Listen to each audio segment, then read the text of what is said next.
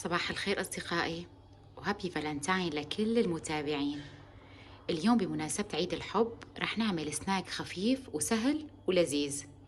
ممكن نقدمه بفترة الغداء وممكن نقدمه بالعشاء، وهو سندويش الدجاج مع التراتور. المكونات: 700 جرام فروج مسلوق، 6 حبات مخلل خيار، معلقتين كبار لبن، معلقتين طحينة، حبتين ليمون معصورات، ومعلقة ملح، ونص معلقة بهار أبيض، ونص معلقة فلفل أسود، و3 حبات توم. أول شي بدنا نقطع الفروج على الناعم بهالطريقة، بنقسمه قطعة كبيرة مشان نحاول قدر الإمكان إنه الفروج يفرط معنا، ومنقسمه هيك. وهلأ منقسمه على الناعم بالسكينة بهالشكل. كل الفروج اللي عنا لازم يكون ناعم على الأخير، هيك بهالطريقة. تمام أصدقائي، هلأ بدنا نقسم المخلل بهالطريقة. نقسم المخللة بالطول، وبعدين نقسم النص هيك بالعرض، وبعدين بنقسمه على الناعم.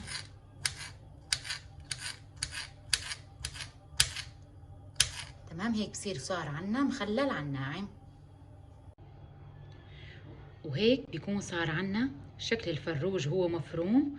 حطينا فوقه المخلل وهو مفروم على الناعم، ومنحركه كويس، منحركه بشكل جيد.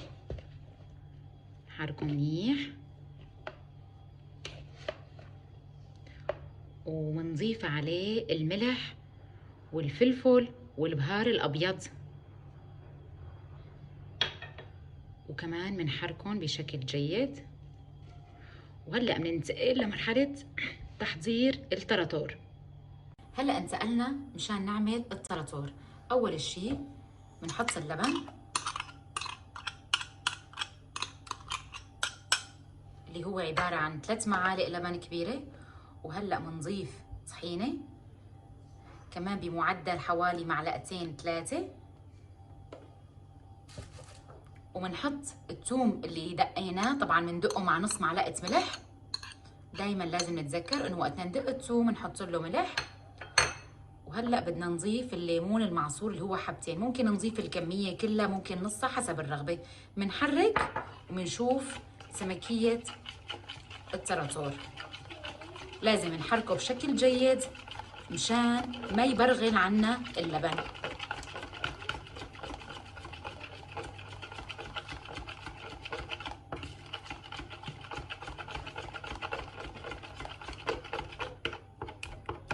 وهيك صار عنا التراتور جاهز لنضيفه على الدجاج.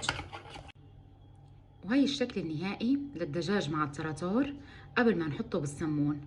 ممكن نحطه بهالطريقة ورشينا عليه فليفلة حمراء، وممكن نحطه بالسمون حسب الطلب يعني. وصحة وألف هنا.